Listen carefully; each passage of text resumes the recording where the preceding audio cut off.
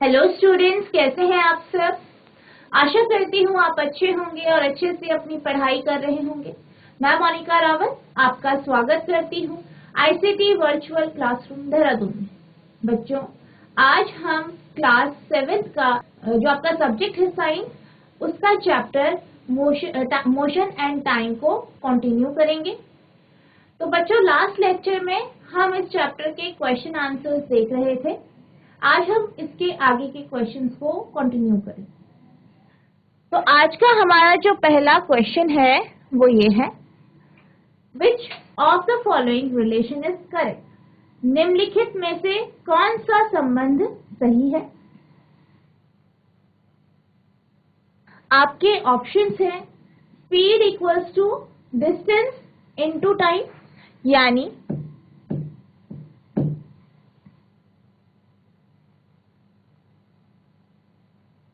Speed equals to distance into time, यानी गति बराबर दूरी इनटू समय। Speed equals to distance upon time, यानी गति बराबर दूरी बटा समय। Speed equals to time upon distance, गति बराबर समय बटा दूरी। Speed equals to 1 upon distance into time, यानी गति बराबर 1 बटा दूरी गुणा समय। यानी आपको रिलेशन बताना है स्पीड, डिस्टेंस और टाइम के बीच में, गति, दूरी और समय के बीच। तो बच्चों, जब हम जो है चैप्टर पढ़ रहे थे तो हमने एक रिलेशन देखा था स्पीड, डिस्टेंस और टाइम के बीच। वो रिलेशन क्या था? वो आपका रिलेशन था speed equals to distance upon time,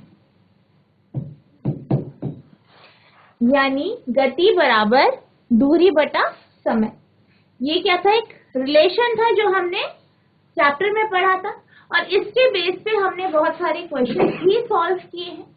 तो अगर आप इस क्वेश्चन की बात करें तो इस क्वेश्चन में जो आपका स्पीड, डिस्टेंस और टाइम के बीच में जो सही रिलेशन है वो आपका है सेकेंड ऑप्शन, यानी स्पीड बराबर डिस्टेंस अपॉन टाइम। अब हम चलते हैं अपने अगले क्वेश्चन की तरफ। तो हमारा अगला क्वेश्चन है the basic unit of speed is, यानी गति की मूल इकाई क्या है। ये आपसे पूछा गया है। आपको स्पीड की बेसिक यूनिट बतानी है। क्या बतानी है? बेसिक यूनिट बतानी है। तो आपको जो ऑप्शंस दिए गए हैं वो है किलोमीटर पर मिनट, सेकंड है मीटर पर मिनट, थर्ड है किलोमीटर पर आवर, चौथा है आपका मीटर पर सेकंड। तो आपको क्या करना है? स्पीड की मूल इकाई यानी जो बेसिक यूनिट है वो बतानी है। तो जब हम बेसिक यूनिट की बात करते हैं, बेसिक यूनिट यानी वो यूनिट जिसका हम जो है सबसे ज्यादा यूज करते हैं और जो बेस है, मतलब जो बेसिक होती है आपकी सबसे छोटी जो यूनिट होती है, ठीक है। तो अगर हम इन यूनिट्स की बात करें तो इसमें सबसे ज्यादा जो आपकी मूल इकाई है, जब हम मूल इकाई की बात करते हैं तो जो आपकी मूल इकाई है वो आपकी कौन सी है?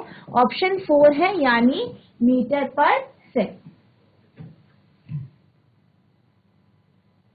अब हमारा जो नेक्स्ट क्वेश्चन है वो ये है, a car moves with a speed of 40 kilometre per hour for 15 minute and then with a speed of 60 km per hour for next 15 minutes.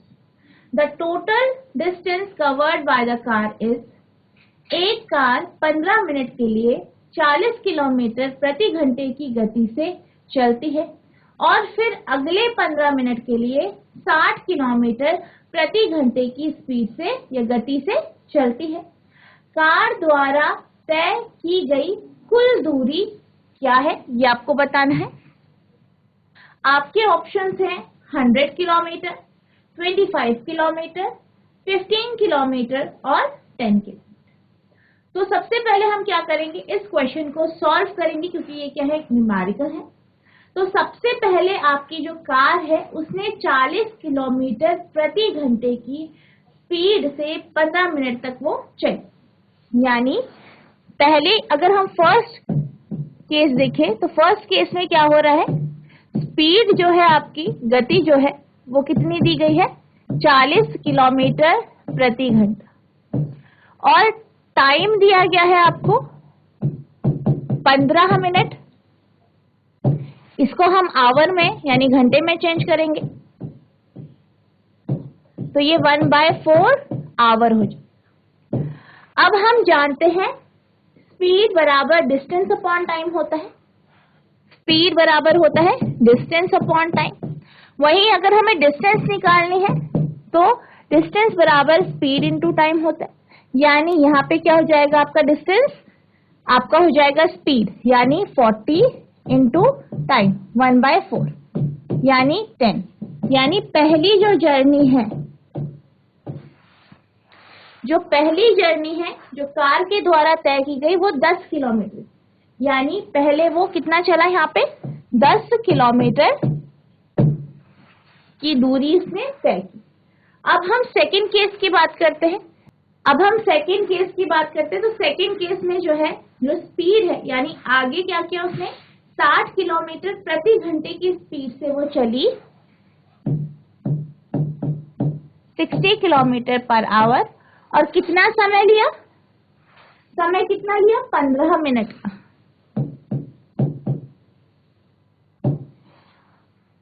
अब हमें डिस्टेंस निकालनी है तो आपका डिस्टेंस हो जाएगा स्पीड इनटू टाइम।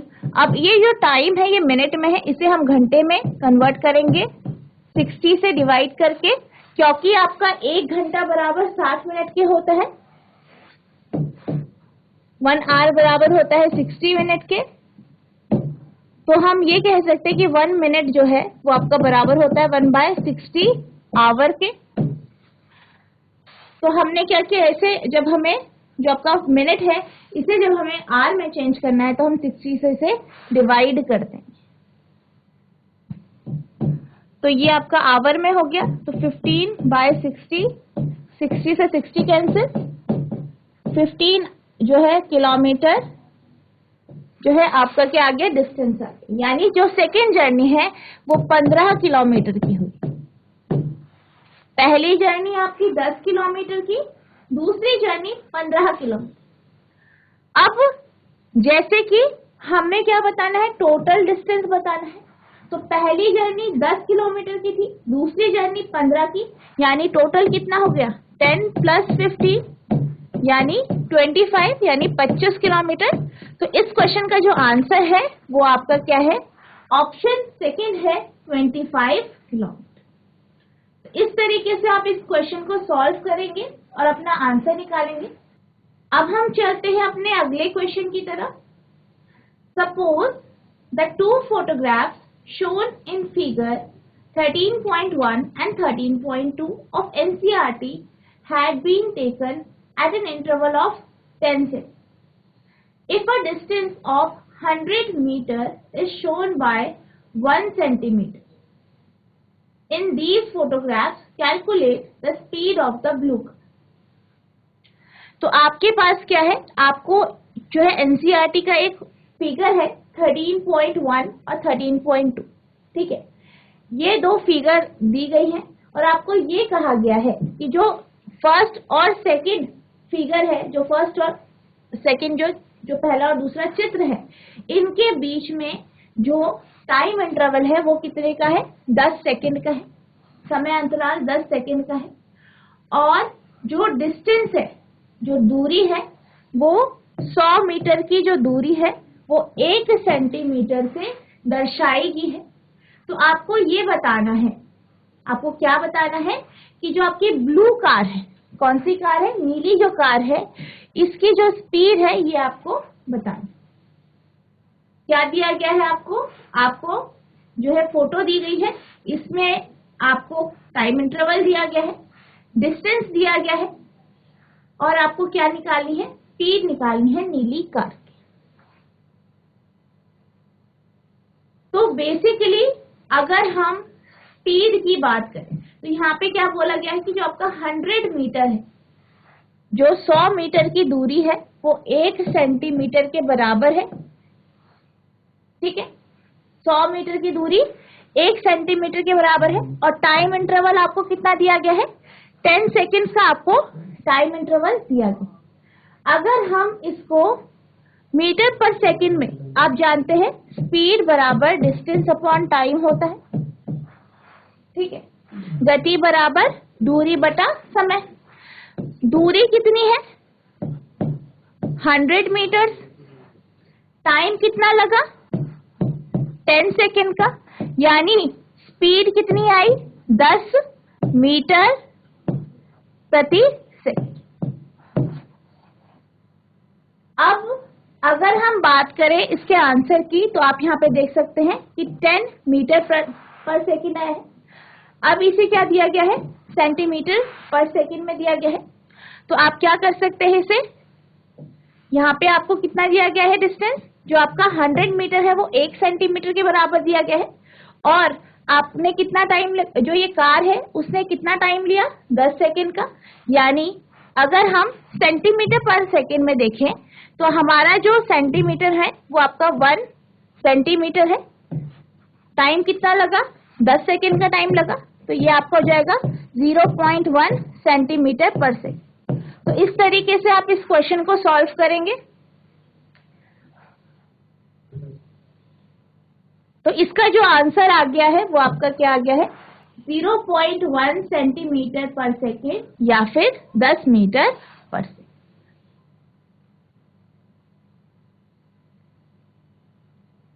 अब आपका जो अगला प्रश्न है वो ये है, figure 13.10 shows the distance time graph for the motion of two vehicles A and B. Which one of the following is moving faster? यानी आपको एक ये चित्र दिया गया है, ग्राफ है, और यहाँ पे आपके पास क्या है? Distance time graph. कैसा ग्राफ है? डिस्टेंस टाइम ग्राफ, दूरी समय ग्राफ। ठीक है, जो ये आपका है। अब यहाँ पे आपको दो व्हीकल, दो वाहन दिखाई दे रहे हैं, ए और बी, और इसका जो डिस्टेंस टाइम ग्राफ है वो आपको यहाँ पे शो किया गया है, दर्शाया गया है। आपको बताना है इन दोनों वाहनों में से कौन सा वाहन तेज चले, या कौन सा वाहन तेज चल रहा है, आपको इस ग्राफ को ऑब्जर्व करके बताना है। तो क्या इस क्वेश्चन का आंसर कोई दे सकता है? अगर किसी को इस क्वेश्चन का आंसर आता है तो हाथ खड़ा कीजिए।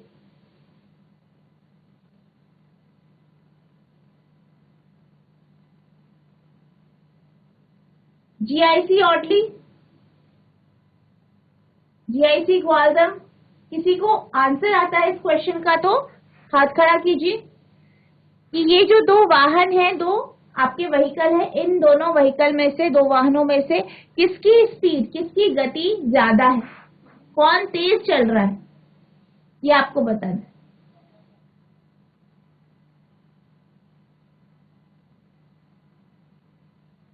अगर किसी को आंसर आता है तो हाथ खड़ा कीजिए।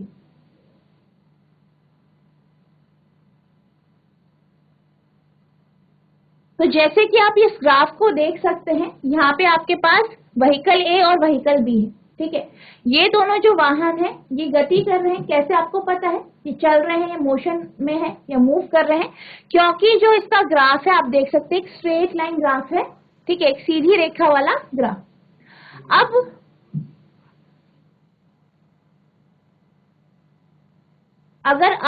अगर हम बात करें इन दोनों की स्पीड, तो जो ये ग्राफ है इसकी जो स्पीड है वो हम इसके स्लोप से जो है पहचान सकते हैं, यानी ये कितना तिरछा है, क्या इसका स्लोप है, इससे आपको पता चलता है कि इसकी स्पीड क्या है। कैसी ऑडली? मैम ए वाला। Okay, very good. जो ए वाला है उसकी जो स्पीड है वो ज्यादा है बी के कंपैरिजन में। वेरी गुड बेटा, बैठ जाइए। तो बेसिकली ये कैसे पता चला? ये बेसिकली आपका जो है स्लोप से पता चला। स्लोप से आप देख सकते हैं कि ये जो ए वाला है ये इसका स्लोप ज्यादा है, किसके कंपैरिजन में? बी के कंपैरिजन में। इस कारण जो है आपका जो आंसर है वो ऑप्शन ए है। ठीक है, ऑप्शन ए, यानी जो आपका ए व्हीकल है, ए वाहन है, वो तेजी से चल रहा है। क्योंकि ये आप देख सकते हैं इसका ज्यादा स्लोप है बी के कंपेयर। और किसी भी डिस्टेंस टाइम ग्राफ की अगर हम बात करते हैं तो जो उसका स्लोप होता है वो जो है किसी भी वाहन की या किसी भी ऑब्जेक्ट, कोई भी वस्तु है, उसकी स्पीड दर्शाता है। ठीक है, नेक्स्ट है which of the following distance time graph show a truck moving with speed which is not constant. यानी आपको क्या बताना है, आपको यहाँ पे 4 ग्राफ दिए गए हैं, आपको ये बताना है कि कौन सा ऐसा ग्राफ है जो ये दर्शाता है कि एक ट्रक चल रहा है जिसकी स्पीड, जिसकी जो गति है वो स्थिर नहीं है, यानी कांस्टेंट नहीं है, कभी वो तेज हो रही है कभी धीरे हो रही है। ये आपको बताना। अगर किसी को इस क्वेश्चन का आंसर आता है तो हाथ खड़ा कीजिए।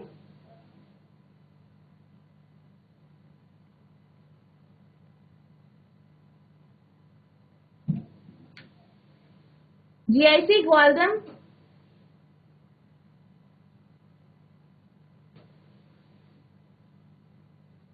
तो सबसे पहले हम इन ग्राफों को ऑब्जर्व करते हैं।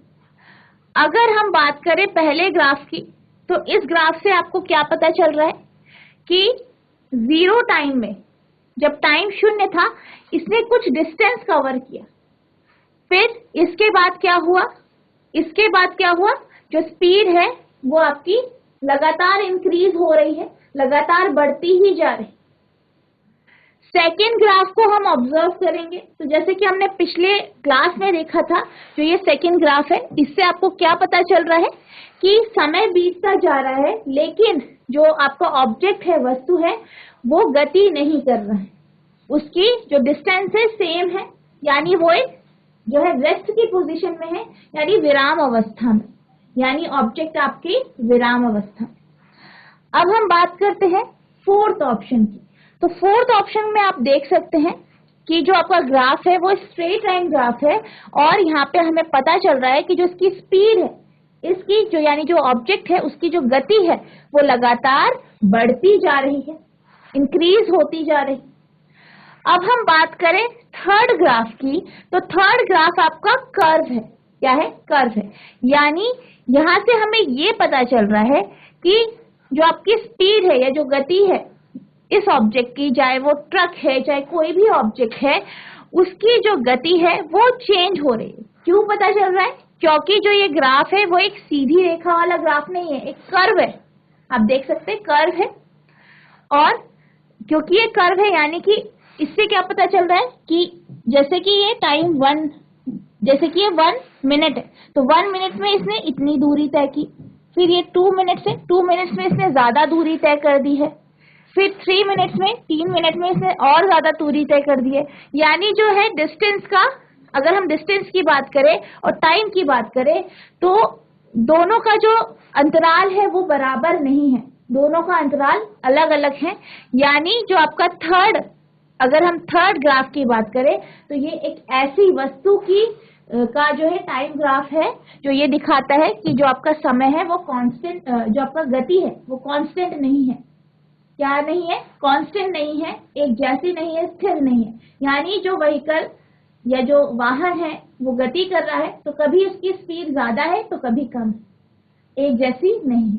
तो अगर हम इस क्वेश्चन की बात करें तो इस क्वेश्चन का अगर हम आंसर देखें तो आपका ऑप्शन थर्ड है, यानी जो आपका ये कर्व ग्राफ है ये इसका ऑप्शन है, क्योंकि इससे साफ पता चल रहा है कि जो आपका व्हीकल है, जैसे कि कोई ट्रक है, उसकी जो स्पीड है, उसकी जो गति है वो कांस्टेंट नहीं है, एक जैसी नहीं है, वो कभी ज्यादा हो रही है और कभी कम हो रही है। अब आपका जो अगला प्रश्न है वो ये है, the formula for distance is, दूरी का सूत्र है, यानी आपको डिस्टेंस का फॉर्मूला बताना है। तो पहला ऑप्शन है डिस्टेंस बराबर टाइम अपॉन स्पीड, यानी दूरी बराबर समय बटा चाल। नेक्स्ट है डिस्टेंस बराबर स्पीड अपॉन टाइम, यानी जो डिस्टेंस है ये बराबर है, आपकी दूरी जो है ये बराबर है चाल बटा समय के। डिस्टेंस बराबर 1 अपॉन स्पीड इंटू टाइम, यानी जो डिस्टेंस है, दूरी है, वो बराबर है आपकी 1/, जो गति है या चाल है, गुणा समय के। डिस्टेंस बराबर स्पीड इंटू टाइम, यानी दूरी बराबर समय गुणा गति। तो अगर हम डिस्टेंस का फॉर्मूला देखें, जैसे कि अभी हमने क्वेश्चन देखा था, हमने जिसमें बात की थी डिस्टेंस, टाइम और स्पीड के रिलेशन की, यानी दूरी, समय और जो आपकी चाल होती है उसका हमने रिलेशन देखा था। और हमने क्या देखा था, स्पीड जो होती है आपकी, यानी जो गति होती है, बराबर होता है डिस्टेंस अपॉन टाइम।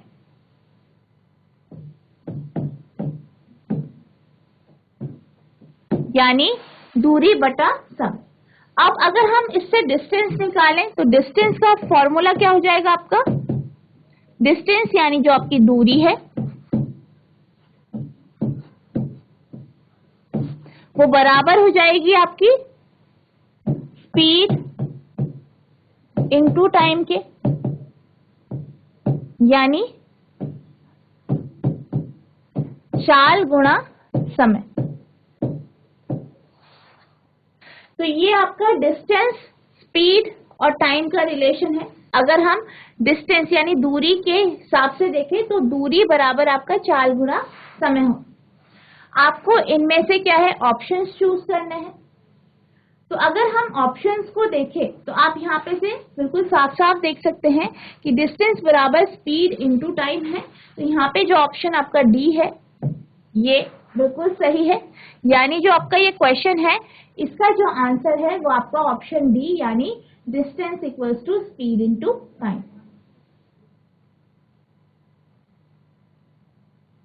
अब हमारा जो अगला प्रश्न है वो ये है, the distance travelled by the vehicles is recorded by, वाहनों द्वारा तय की गई दूरी किसके द्वारा दर्ज की जाती है। आपके ऑप्शन है, पहला ऑप्शन है मोनोमीटर, दूसरा है ओडोमीटर, तीसरा है स्पीडोमीटर और चौथा है आपका मोनोमीटर। यानी आपको ये बताना है कि जो वाहन है उनके द्वारा जो दूरी तय की गई है उसको किस में या किस जो आपका मीटर है उससे आप उसको दर्ज करते हैं या रिकॉर्ड करते हैं। तो अगर किसी को इस क्वेश्चन का आंसर आता है तो हाथ खड़ा कीजिए। GIC Gwaldam, option C. बेटा इसमें पूछा गया है कि जो आपका व्हीकल होता है, वाहन होता है, उसमें जो उसने कितनी दूरी तय की गई है वो किसके द्वारा पता चलता है। अगर हम स्पीडोमीटर की बात करें तो स्पीडोमीटर तो स्पीड दिखाता है, यानी आपकी जो व्हीकल है, आपका जो वाहन है उसकी चाल बताता है। आपको ये बताना है कि दूरी किसके द्वारा रिकॉर्ड की जाती है। बैठ जाइए आप। GIC oddly ma'am D. इसमें आपसे ये पूछा गया है कि जो दूरी तय की गई है किसी भी वाहन के द्वारा वो किस मीटर से पता चलता है।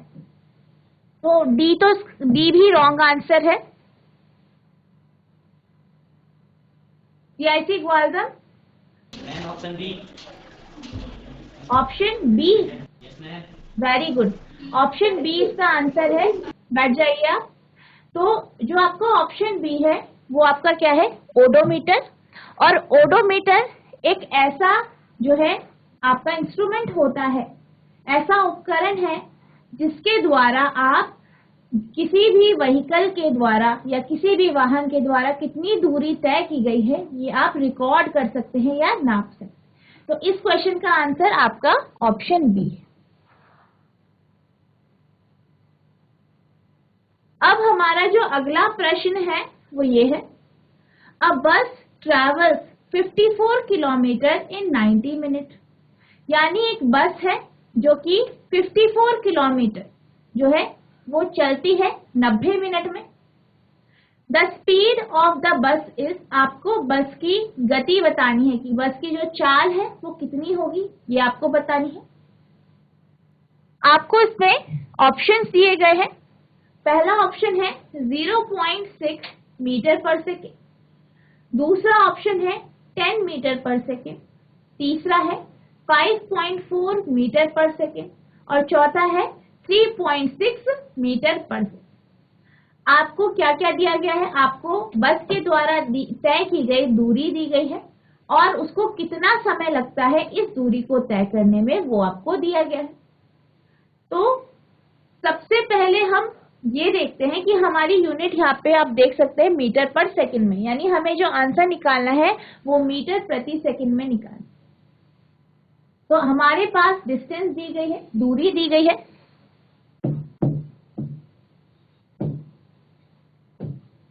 डिस्टेंस यानी दूरी जो है वो हमें दी गई है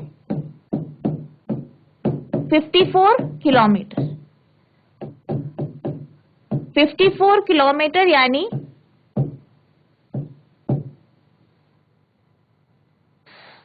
54,000 मीटर। ठीक है, आपका 54 किलोमीटर 54,000 मीटर के बराबर होता है, क्योंकि आपका 1 किलोमीटर जो होता है वो बराबर होता है 1000 मीटर के। ठीक है, तो 1 किलोमीटर 1000 मीटर के बराबर होता है, इसलिए आपका जो है 54 किलोमीटर जो है वो आपका 54,000 मीटर यानी 5400 मीटर के बराबर। अब हमें समय दिया गया है, टाइम जो है आपका, समय कितना दिया गया है 90 मिनट, और हमें सेकंड में निकालना है। तो आप जानते हो 1 मिनट जो होता है, 1 मिनट जो होता है बराबर होता है 60 सेकंड के। तो आप क्या करेंगे, इसे 60 से गुणा कर देंगे, तो ये आपका 5400 सेकंड है। ठीक है, तो ये आपका 5400 सेकंड आ गया, 5400 सेकंड। अब हमें क्या निकालना है, स्पीड निकालना है, और आप जानते हैं स्पीड बराबर होता है आपका डिस्टेंस अपॉन टाइम। यानी जब हम स्पीड निकालेंगे तो डिस्टेंस कितना है आपका 54,000 अपॉन टाइम 5400। इसे आप सॉल्व करेंगे तो हमारे पास जो आंसर आएगा वो 10 मीटर प्रति सेकंड आएगा। इस तरीके से आप इस क्वेश्चन को सॉल्व करेंगे।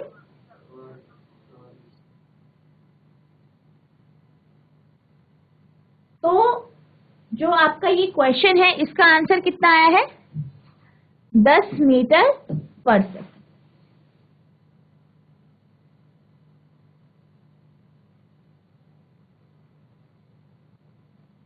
नेक्स्ट आपका क्वेश्चन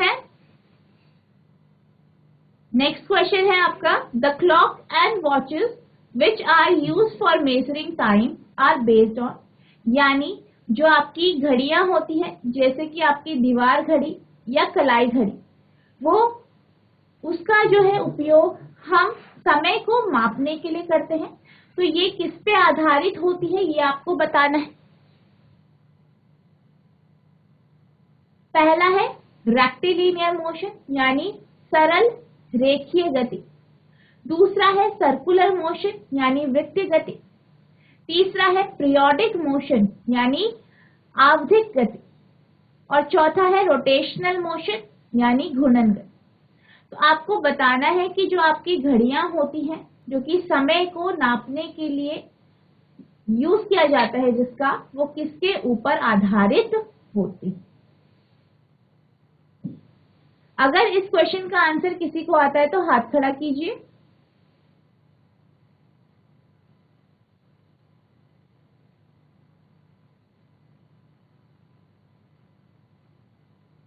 जीआईसी ऑडली,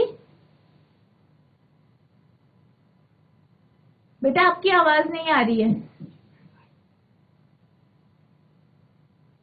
अब बोलिए, अब बोलिए, अब आ रही है आवाज, अब बोलिए।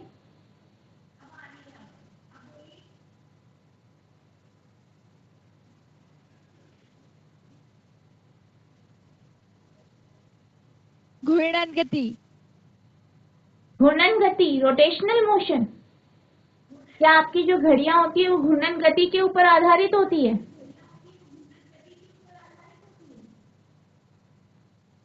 कोई नहीं बेटा, बैठ जाइए। अगर हम क्लॉक्स की बात करें, जो घड़ियां होती हैं, घड़ियों में क्वार्ट्ज लगा होता है। जब हम पढ़ाई कर रहे थे, जब हम क्लॉक्स के बारे में पढ़ रहे थे, घड़ियों के बारे में पढ़ रहे थे, हमने पेंडुलम क्लॉक के बारे में पढ़ा था, जो पेंडुलम घड़ी होती है, और फिर हमने क्वार्ट्ज क्लॉक के बारे में पढ़ा था, जो क्वार्ट्ज घड़ी होती है। तो इसका काम क्या होता है? बेसिकली जो आपका ये क्या करता है, एक टाइम पीरियड के बाद, जो आपका जो घड़ियां होती है, टाइम पीरियड के बाद एक जो है रोटेशन लेती है, आपने देखा होगा, ठीक है, घूमती हैं। और जैसे क्वार्ट्ज होता है, क्वार्ट्ज भी आपका पीरियोडिक मोशन करता है, जिसके कारण क्या होता है, आपकी घड़ियां मूव करती हैं सही टाइम पे। जैसे कि आपकी पेंडुलम क्लॉक होती है, उसमें भी आपने पढ़ा है कि ये क्या करती है, पीरियोडिक मोशन करती है, ठीक है। तो आपका जो ये क्वेश्चन है, इसका आंसर है आपका पीरियोडिक मोशन यानी आवधिक गति। क्योंकि जो आपने देखा होगा, जो आपकी घड़ियां होती है, घड़ियां की जो सुइयां होती है, वो एक समय अंतराल के बाद खुद को क्या करती है, रिपीट करती है, खुद को दोहराती है। इसलिए हम ये कह सकते हैं कि जो आपकी घड़ियां होती हैं वो पीरियोडिक मोशन यानी आवधिक गति करती है। तो इसका जो सही उत्तर है वो आपका पीरियोडिक मोशन। अब आपका अगला प्रश्न है, the device which is used for measuring time interval in sports activity is called. खेल गतिविधियों में समय अंतराल को मापने के लिए उपयोग किए जाने वाले उपकरण को कहा जाता है? पहला है रिस्ट वॉच यानी कलाई घड़ी, दूसरा है स्टॉप वॉच, तीसरा है आपकी स्टॉप क्लॉक यानी स्टॉप घड़ी, चौथा है आपकी क्वार्ट्ज वॉच यानी क्वार्ट्ज घड़ी। तो आपको ये बताना है, जब आप खेल खेलते हैं, जैसे कि आप भागते हैं, ठीक है, दौड़ते हैं, रेस लगाते हैं, तो जब आप रेस लगाते हैं तो कौन सी घड़ी का यूज किया जाता है आपकी टाइम को नापने के लिए, समय को नापने के लिए? अगर इस क्वेश्चन का आंसर किसी को आता है तो हाथ खड़ा कीजिए। जीआईसी हरमानी, एक बच्चा खड़ा होकर आंसर दीजिए। जीआईसी हरमानी, स्टॉप वॉच। वेरी गुड, बैठ जाइए। तो जो आपका ये क्वेश्चन है, इसका जो आंसर है वो ऑप्शन बी यानी स्टॉप वॉच है।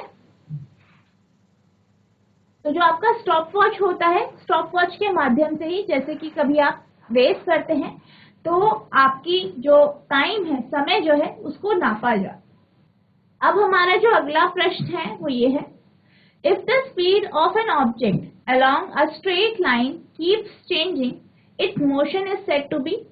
यदि किसी वस्तु की गति सरल रेखा में बदलती रहती है तो उसकी गति कहलाती है।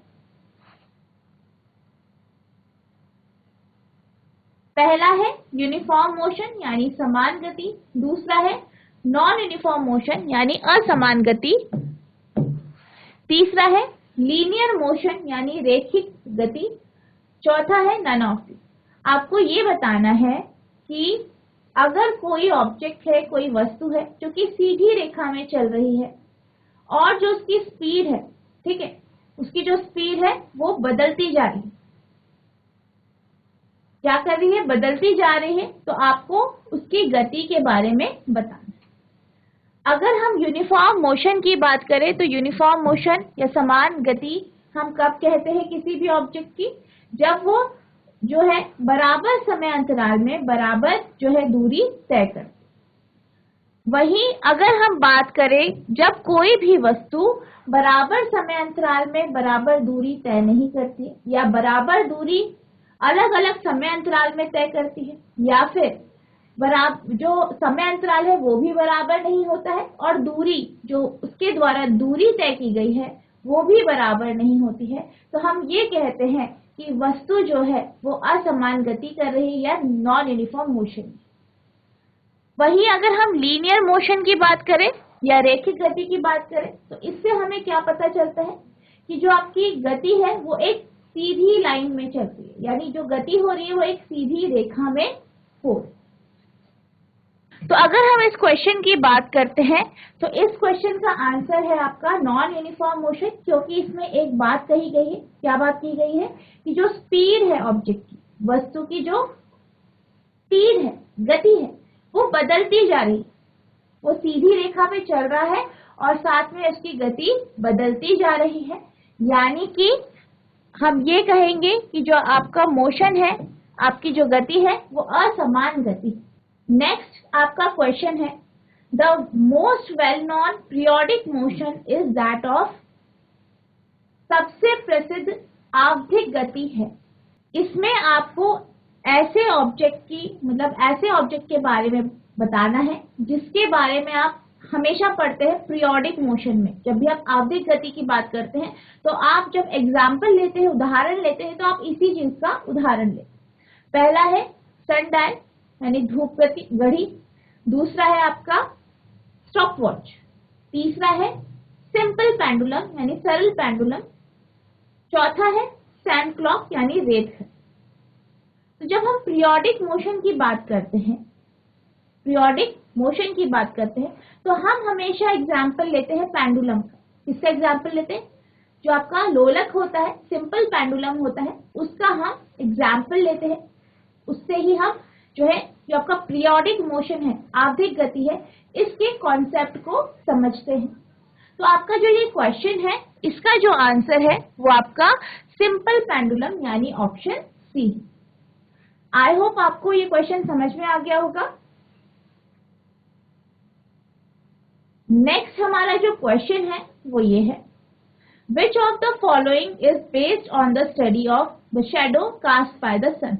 यानी आपको ये बताना है कि निम्नलिखित में से कौन सा सूर्य द्वारा डाली गई छाया के अध्ययन पर आधारित है। यानी जिससे आप जो है, आप किसी चीज को रिकॉर्ड करते हैं तो आप सन से जो शैडो बनती है, सूर्य से जो छाया बनती है, उसके ऑब्जर्वेशन से आप उसे क्या करते हैं, कुछ उसमें चीजें रिकॉर्ड करते हैं। तो इसका जो आपके ऑप्शंस है वो है सिंपल पेंडुलम यानी सरल पेंडुलम, दूसरा है एटॉमिक क्लॉक परमाणु घड़ी, तीसरा है सन डायल, चौथा है आपका क्वार्ट्ज। अगर हम सूर्य की छाया की बात करें तो हमारे पास जो ये ऑप्शंस हैं, पहला जो है सिंपल पेंडुलम है, जिसमें हम पीरियोडिक मोशन के बारे में पढ़ते हैं, आवधिक गति के बारे में पढ़ते हैं। क्योंकि जो आपका पेंडुलम है वो एक समय अंतराल के बाद अपने मोशन को, अपनी गति को क्या करता है, रिपीट करता है, दोहराता। इसी तरीके से अगर हम क्वार्ट्ज क्लॉक की बात करें तो क्वार्ट्ज क्लॉक यानी जो क्वार्ट्ज घड़ी है, जो आपके घरों में घड़ियां होती है, उसमें क्वार्ट्ज लगा होता है, उसे ही हम क्वार्ट्ज क्लॉक कहते हैं। तो ये भी आपके सूर्य की छाया के ऊपर निर्भर नहीं करता। अगर हम बात करें सन डायल की, तो सन डायल जो होता है एक ऐसा इंस्ट्रूमेंट होता है, जैसे कि हमने जब हम चैप्टर पढ़ रहे थे तब हमने देखा था कि जिससे हम समय का निर्धारण करते हैं, वो उसकी जो है धूप में उसे रख के, और जो धूप से या सूर्य से जो छाया बनती है, ठीक है, धूप के कारण, लाइट के कारण जो छाया बन रही है, उससे हम समय का निर्धारण करते हैं कि समय क्या हुआ है, या समय को हम मापते हैं। तो आपका जो ये क्वेश्चन है, इसका जो आंसर है वो आपका ऑप्शन सी है, यानी सन। आई होप आपको ये क्वेश्चन समझ में आ गया होगा। तो बच्चों, आज हमने जो है आपका जो चैप्टर है, इसके कुछ क्वेश्चंस देखे। आई होप आपको ये क्वेश्चन समझ में आ गए होंगे, आपने इनको ध्यानपूर्वक सुना भी होगा। तो आपको अब क्या करना है, इन क्वेश्चन को जो है अपनी बुक्स में देखना है, इन्हें रिवाइज करना है, और जो नेक्स्ट सेशन आएगा उसमें हम आगे के क्वेश्चन समझेंगे और पढ़ें। तो बच्चों, आज के लिए बस इतना ही। मिलते हैं अब नेक्स्ट सेशन में। तब तक के लिए thank you and have a nice day.